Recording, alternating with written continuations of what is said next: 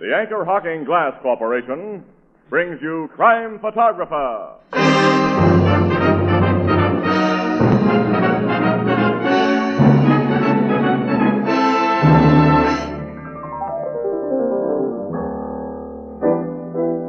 Hi, Ethelbert. Hello, Casey. What did you think of the royal wedding? Oh, Casey, it's a shame. I couldn't get off to go to it. You? You mean you got an invitation? Sure, I've known him for years. You know Mountbatten? Mountbatten? Yeah. No, I mean Henry Royal. You know him, the copper and the bead here. Oh, I thought for a minute you were famous. Oh, Casey, but Ethelbert is. You know, he works for Anchor Hocking, the most famous name in glass.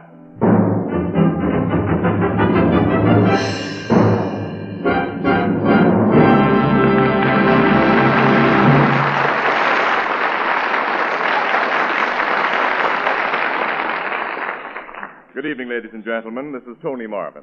Every week at this time, the Anchor Hocking Glass Corporation of Lancaster, Ohio, and its more than 10,000 employees bring you another adventure of Casey, crime photographer, ace cameraman who covers the crime news of a great city.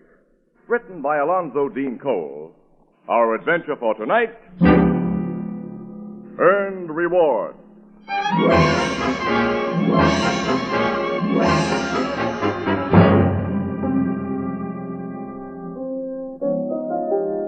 8 o'clock in the evening, the Blue Note Cafe. Casey, camera slung over his shoulder and a heavy equipment case resting beside his high stool, is sitting at the bar when a little man carrying a similar press camera and photographer's case enters from the street and... Hello, Casey. Shorty, glad to see you, fella. I thought I'd find you here. You wanted to see me? Didn't you think I'd be looking you up? This is payday. You lent me $100 last week, Casey, so here's 10 of it back. Put that dough back in your pocket. Your kid's still in the hospital. But she's okay now. Came through the operation swell. That's good. And the missus made me promise I'd give you this today. That century bullet's out of a mighty tough spot. Now, you tell the missus to forget it for a while. If one camera guy can't help another without women butting in, it's too bad. Okay, Casey. Going on a job, Shorty? Oh, just a political meeting in the old Caledonian Hall on Farley Street. Oh, one of those backstage fillers, huh? Yeah. Well, after the beat you got on that Bernstein killing, you can afford to sit back for a while. I got the break of a lifetime on that Bernstein job, didn't I? Yeah, I'll say you did. You were only a few feet away when Joe Mosley shot him. Oh, not that close. Mosley had made his getaway before I could get a real hot shot of him. But I got swell close up to Bernstein lying in the gutter before the cops showed up. Yeah, you know, it's too bad hot pictures like that were wasted. What do you mean, wasted? They should have been running a good paper like the Express instead of that lousy sheet you work for. Oh, nuts to you. Here you are, Casey. Thanks, Ethelbert. You know Shorty Irwin of the Globe, don't you? Sure. Hiya, Shorty. Oh, fine, Ethelbert. Casey tells me you're the guy who beat him and all the other press photographers on the Bernstein murder. Yeah, that was my lucky day. Say, I see a reward's been offered for information leading to the capture of Joe Mosley, who shot Bernstein. Yeah, $5,000. That's a nice piece of change. I could sure use it. You and me both. I hear the cops been looking for him almost 2 weeks now without finding hide or hair of him. He's a smart cookie. Just a dumb, kill-crazy gorilla who's had a lot of luck and a clever, crooked lawyer for a brother. And now, when the cops catch him, even a mouthpiece like his brother Frank can't save him from the chair after that Bernstein job. Frank usually has some shyster trick up his sleeve, Casey. He'll go all out to save Joe like he did for his other brother, Tony. Got him out after 2 years. Hey, there's 3 Mosley brothers? Oh, sure. Tony was a camera guy like Casey and me, Ethelbert, on the old Inquirer, until he got caught doing a blackmail business on the side. He got 2 years for that. Should have had 10. Well, he's back in this town now, running a little photo studio on the south side. I guess he's been keeping his nose clean, though. I wouldn't lay any bets on that. Oh, say, I gotta get down to East Farley Street. Yeah, I gotta be moving toward the office. Now, I'll see you guys later. And, I'm much obliged, Casey. Forget it, Shorty. Do my best to the missus and the kid, huh? I will. So long. So long, fella. So long. So long, Shorty. Nice little guy, Shorty Irwin. Yeah, he's tough. I hear his kid's been sick. She's okay now, he says. Oh, that's good. One of the fellas on his paper tells me he's had an awful lot of expense with her. Said Shorty even had to hock his life insurance to raise dough. Did you hear that? No, I didn't. He was thanking you for something when he went out. Casey... He was thanking me for a tip on a horse I gave him. Oh. The tips you give out on horses don't call for gratitude. They call for revenge. Nuts to you. Well, I gotta be going. Put this sandwich on the cuff, Ethelbert, will you? After Annie and I stepped out last week, angel-faced, I'm a little short. Okay. Well, so long. So long. Well, here comes Miss Williams. Oh, hello, Annie. Hi there. Hey, Casey, there's a big fire downtown, and City Desk told me to pick you up and get down there right away. What kind of fire? Where downtown? An old frame tenement house. People are trapped in Hey, it. that's front page stuff. Sure, come on. It's on East Farley Street. East Farley Street? Yeah. Holy smoke. The shorty's already on his way there. That little mug will see that fire and get another beat on me. Well, he's a pal of yours, Casey. What do you... I got no pals when it comes to getting pictures. Come on, Ann. We gotta make this fire before that shrimp gets all the gravy.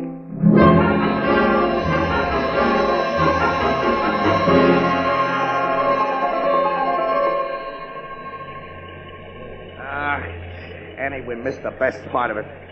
Another 5 minutes, they'll have the fire out. Boy, it must have gone up like a haystack. Shorty probably got it while the blaze was at its best. He had a head start, too. Well, take another shot. It won't be any good. Well, hurry up. I want to find the fire captain and get some dope on the people who are trapped in there. Okay. All right, come on.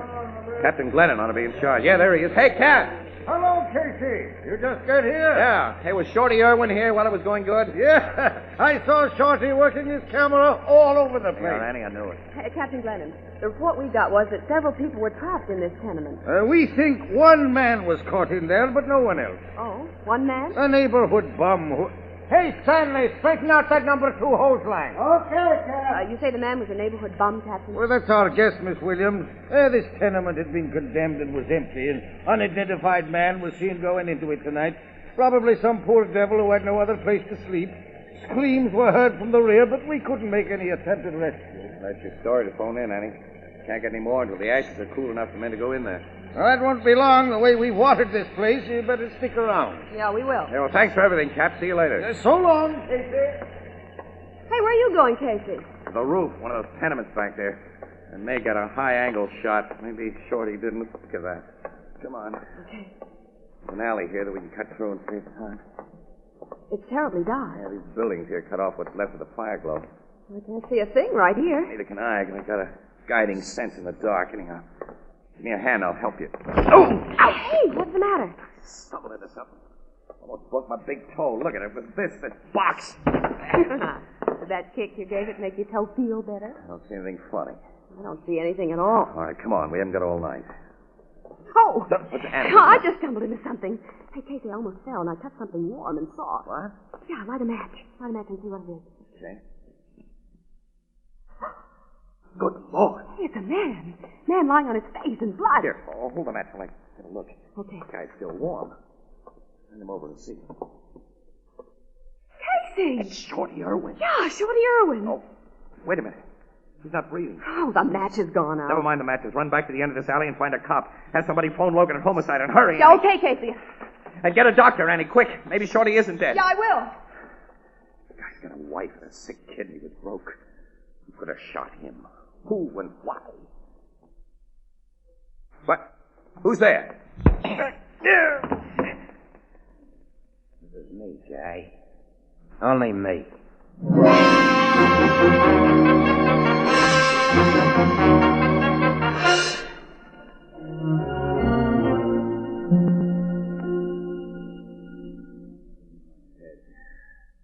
All I know, Logan, is that I heard somebody moving just behind me, and then something hit me. According to the doc, it must have been the butt of a gun. Casey, we thought at first that you were dead, too. What? Shorty is dead, huh? Yeah. 38 slug got him in the back. Went through his heart. Who could have killed a harmless little guy like him? Yeah, the same one who slugged you, Casey, from the looks of things. Yeah, but who was the killer, Logan? Haven't you found any leads? Not yet. How long have I been out? Almost half an hour, Casey. Gee, I'm so worried. It's all right, kid. I'm okay. Born with a thick skull. Hey, you knew Irwin pretty well, Casey. Can't you think of some reason why... There wasn't any reason, Logan. Now, don't question Casey now, Captain Logan. The doctor says he's got to go to the hospital. Hospital? Oh, no. Forget it, Annie. Logan, you remember Shorty got a beat on the Bernstein murder. Maybe Mosley thought Shorty got a picture that would help strap him in the chair and... Now, forget about Mosley, pal. He's dead. Who's dead? Joe Mosley. He was the man who died in the tenement fire. Joe Mosley? Yeah. Fireman dragged out a charred body shortly after you were socked. It was lying just inside what was under the back door. Here's what they found on it. That watch has Joe Mosley's name engraved on the case, Casey. And the diamond ring has his initials inside. And there was some fancy bridge work in the mouth of the remains that I'm pretty sure was Mosley's. It replaced some teeth that I personally had the pleasure of knocking out when he resisted arrest one time. And he was hiding out in that abandoned tenement. Yeah. And now the state won't have to burn him. Well, then who killed Shorty? We'll find out. Yeah. Well, I gotta get back to the office. Joe Mosley's death and poor Shorty's murder make feature stuff. These bum pictures I got of this fire. No, you're waiting here for the ambulance. Oh, no, I'm not. Oh, now, Casey, Logan, give me my please. camera and my plate case. Hey, listen, pal, you ought to take We're it. nuts. Where's my stuff? Where's... Well, here's your tools. Casey, don't... Why should I go to the hospital? Lie there and think about that nice little guy, Shorty Irwin. Some louse shot in the back.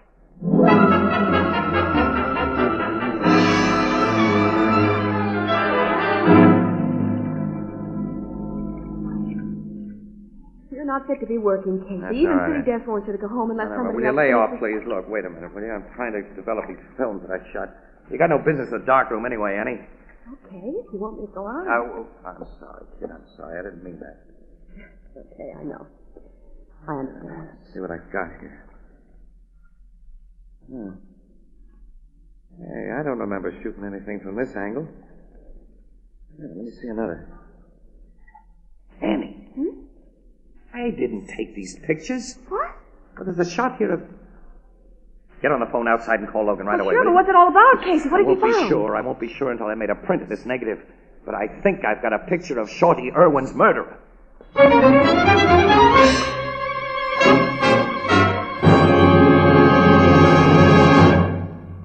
Our story will continue in just a moment. Do you know how to make breakfast toast more appealing, more satisfying? Well, here's a gratifyingly simple trick. Set out a lot of jams, jellies, and marmalades. Now, not just one, but a wide selection. And see how your family responds to that symphony of taste and luscious color. And see how they smile and reach for another golden slice of toast and another. And it's so good for them, too. Now, that's the way to start the morning right. That's the simple way to supply quick energy for an active day. Yes, you can add a magic touch to any ordinary meal when you serve a gleaming assortment of fine preserves, jellies, and jams for breakfast. Now, quite naturally, the packers of these fine foods, the preserve industry of today, bring you their colorful products packed in glass. And they know, as you do, that glass completely safeguards wholesomeness and flavor. And crystal clear glass provides a rainbow of color on your table. Anchor glass containers and modern anchor hocking sealing methods bring you flavor at its peak. Anchor glass containers and Anchor caps are both products of Anchor Hocking, the most famous name in glass.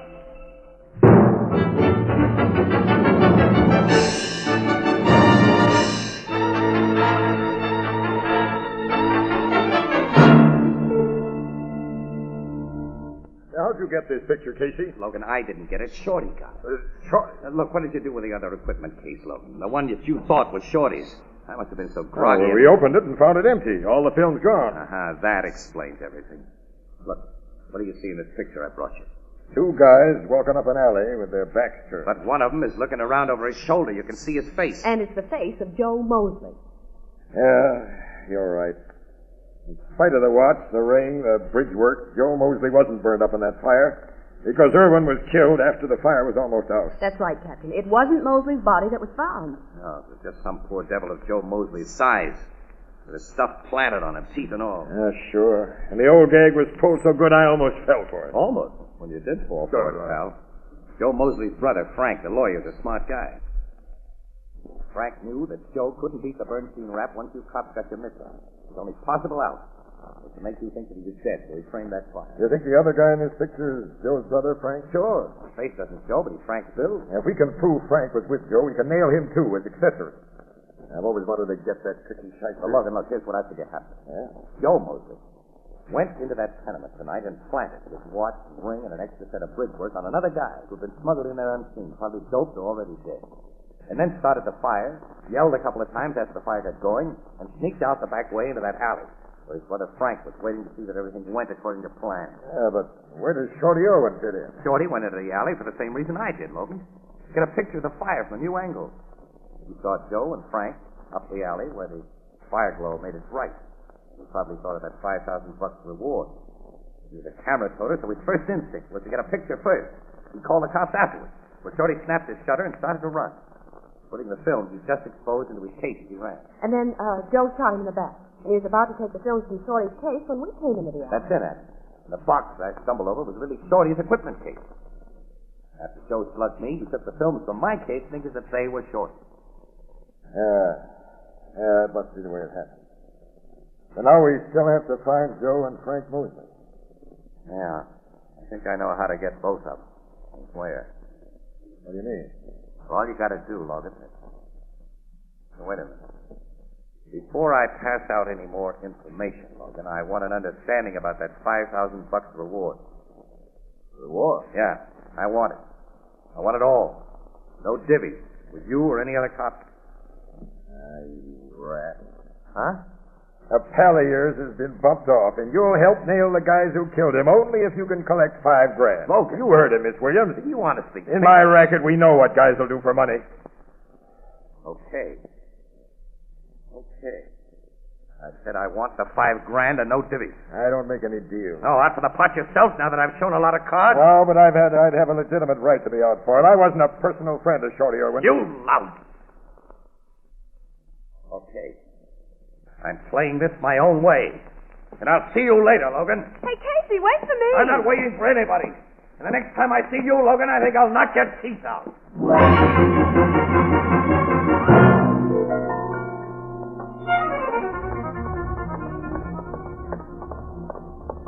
Casey, where are you going? Get in my car, Annie. Go home, please. I'm going with you. You know, Logan didn't mean what he said. Didn't he? No, he couldn't have. He spoke of it so suddenly, Casey, out of a clear sky. It took him by surprise. And, why are you so interested in that reward? You figure it out for yourself, honey. Here's the car. Better take a cab home. I'm not going home. I'm going with you. Okay, if you want to stick your neck out, get in. I don't think I'll enjoy your company, but I will go along with you to satisfy my curiosity. Your neck and your curiosity. Where are we going? To the south side and through red light. What's on the south side? A photographer's studio. Run by a guy who calls himself Jackson.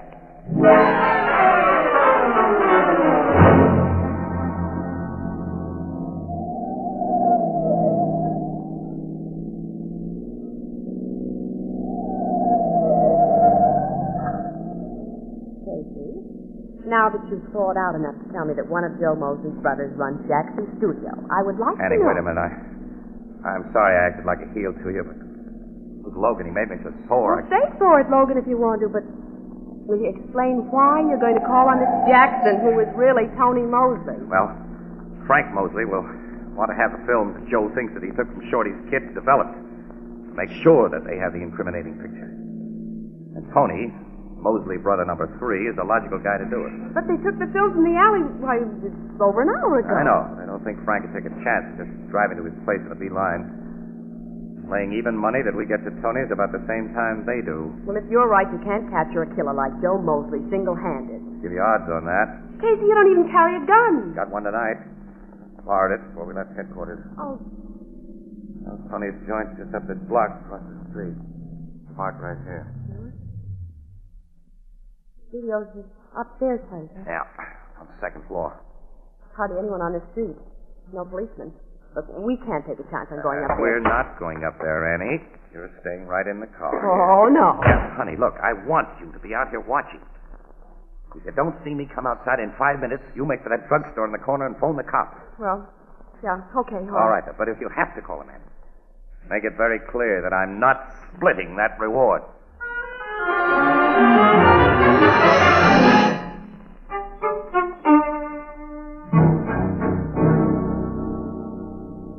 You developed every film, Tony. Every exposed one you brought me, Frank. Sure, there's nothing but pictures of the fire here. I see. Maybe I rubbed out that little guy for nothing, Frank. Yeah, but we saw him with his camera pointed at us in that alley. Yeah, you're so brainless, you rubbed out Bernstein before witnesses. But even a lawyer like me can't make a jury believe you didn't do it. Now I think you've done something dumber than usual. Only you can't figure out what. Stop calling me dumb, Now, Frank. shut up, you screwball. Now, let me think. Now, then that other guy, the one you slugged in the alley. You don't know who he was? How could I know? It was pitch dark. With a girl, you told me. Didn't you hear them say something that Hey, she called the guy, Casey, I think it was. He seemed to know the guy I just shot. She called the guy Casey, Joe? Yeah. I know. Casey, Morning Express. Sure, he's the answer. He'd carry an equipment case. Those were his films you got, Joe. Then the film you wanted, Frank? The cops probably have it by now. Hey, we gotta make tracks and fast. Then get out of my studio. Here, quick. I don't want to be mixed up in your murder. Yeah, we're going, Tony, we're going. But burn those films you developed and forget you saw it tonight. No one will learn anything out of me, Frank. But you and Joe get out. Get out. Frank. Wait a minute. That auto horn. Broke the signal. What do you mean? We left a lookout in the car, Tony. That horn meant somebody's coming up here. Cops to trail you to my place? No. That signal don't mean cops. So I'll open the door quick. You take care of whoever's coming up the stairs, but no shooting unless you have to. Yeah, okay. I open the door. Pick up your Mr. Guy, and quick. Drop that gat in your hand. I'll let you have it. Okay. Never had any luck packing a rod. Shut up anyway. and step inside and keep quiet. Frank, it's Casey. I know. How are you, Frank? Hello, Tony. Mug with a gun, of course, is brother Joe. What were you doing on them stairs? Coming up to have Tony take my picture. A wise guy, ain't Shut you? up, Joe. Where's the film, Casey? What film? Come clean. I figured out what happened. Yeah, I guess you have. The cops have the film, Frank, and the cops have this joint surrounded right now. Now take it easy, Tony. That bluff won't work, Casey. We have a lookout on the street who would have let us know if any cops were around. Just as he tipped us to expect you. Oh, yeah. Should have thought of that. The sock on the head Joe gave me didn't do my brains much good. You're going to get more than a sock on the head this time, wise guy. That's right. I can guess why you had a hunch to come here, Casey. You can't figure out why you were sap enough to come alone. You know, you put yourself in quite a spot now. You better not pull any rough stuff, Frank. I wasn't such a sap as you Hold think. it. Someone's coming up the stairs, Frank. I hear him. This guy makes a whisper, Joe. You know what to do. Yeah. The Schultz didn't give us any signal. What? Yeah, Schultz is knocked. Go on, let him in. Oh, you look at it. Yeah. Let me in, guys. Okay, Schultz. Hey, who's the dame with you? Casey. Annie. Get in there, lady. All right. I saw the big guy leave the skirt in the car when he started up here, boss. So after I gave you the signal, I kept an eye on her. She started toward the drugstore when there's a telephone a minute You ago. put a gun in my back, Casey. That's all right. Well, you've done a nice job, Schultz. Well, Casey, if it depended on this girl to bring the cops, she won't now. I'm sorry, Casey. You two have acted so dumb in coming here alone. I got an idea you've been even dumber. If you didn't turn that film over to the cops. You're wrong, Frank. Captain Logan of Homicide has got that Nuts. film. If he knew about it, he'd have come here with you. Now, listen. You listen to me. Where is that film? Casey just told You're you going to when... tell us the truth. Tell us where it is. All right. Joe, you know how to make them talk. Yeah, I know. And start with the dame. Right now.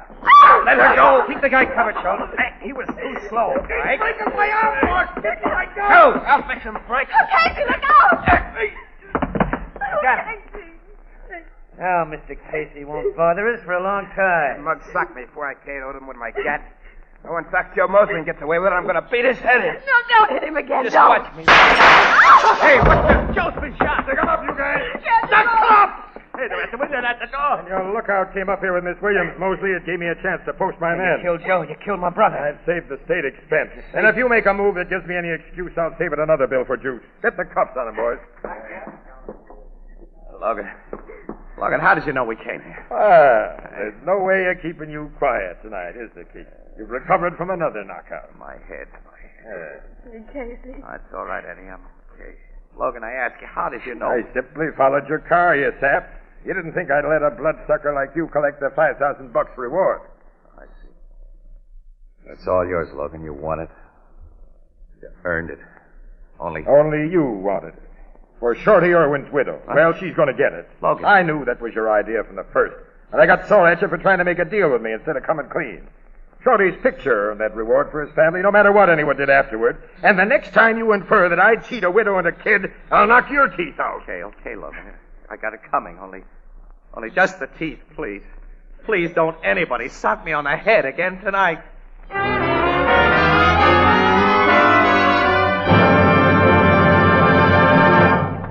We'll join the crowd at the Blue Note in just a moment. It's just a week to Thanksgiving and a real old-fashioned turkey dinner with all the fixings. And to make that fine meal even finer, serve plenty of delicious oven-baked side dishes. You know, there are so many tasty dishes that'll make your dinner look better and taste better when they're baked in Fire King oven glass. Sweet potatoes, baked onions, baked tomatoes, cornbread, pies, and puddings. Why, your family will enjoy those steaming casserole dishes when they come to the table warm, fragrant, and appetizing in beautiful pale blue Fire King oven glass. And it cuts down the work after the meal because Fire King oven glass is so amazingly easy to clean. Now, you'll find Fire King oven glass at 5 and 10 cent stores, department stores, and all other stores selling household glass. Fire King prices are amazingly low, and every piece is guaranteed for 2 years against oven breakage. Fire King oven glass is a product of Anchor Hocking, the most famous name in glass.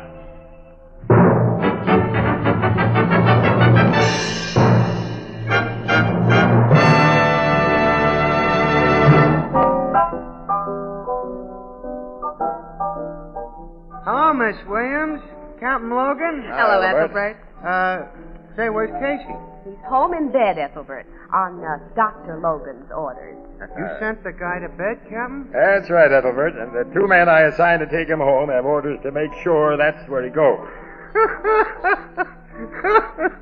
What's so funny? Hey, look who's coming in the door with those bandages on his head. What?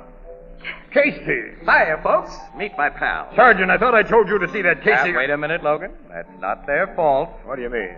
They brought me here. This is where I told them I live. Why, All right. Set him up, Ethelbert. A guy who earns a $5,000 reward can afford to pay for it. These are on you, Casey. $5,000? Ethelbert, can you lend me $5 more? I'm still flat.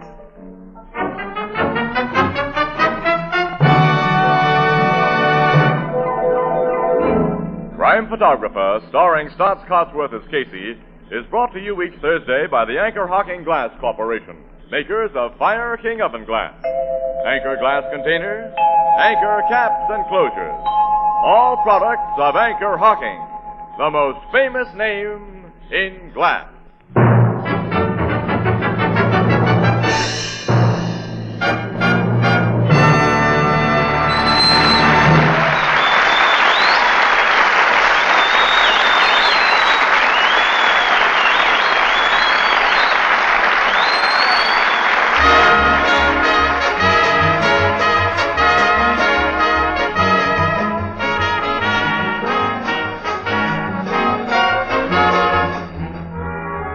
Crime Photographer is directed by John Deep. The original music is by Archie Bleyer, and the program features Miss Jan Miner as Anne and John Gibson as Ethelbert. Herman Chittison is the Blue Note pianist. This is Tony Marvin saying goodnight for the Anchor Hocking Glass Corporation of Lancaster, Ohio, with offices in all principal cities of the United States and Canada.